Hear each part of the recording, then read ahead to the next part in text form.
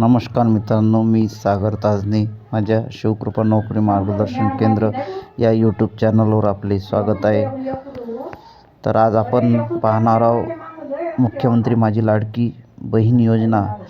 या योजनेअंतर्गत अगोदरचे जे 6 किस्त आहे ते तर आपल्याला नोव्हेंबर सप्टेंबरच्या मिळालेले आहे, पण जे डिसेंबर महिन्याची जी किस्त होती ती बाकी होती आणि ती म्हणजे आज दिनांक 25 डिसेंबर 2024ला अकाउंटमध्ये ट्रान्स्फर करणे सुरू झालेले आहे आणि लवकरच तुम्हाला पण तुमच्या लाडकी बहिणीचे पैसे तुमच्या खात्यामध्ये जमा होईल.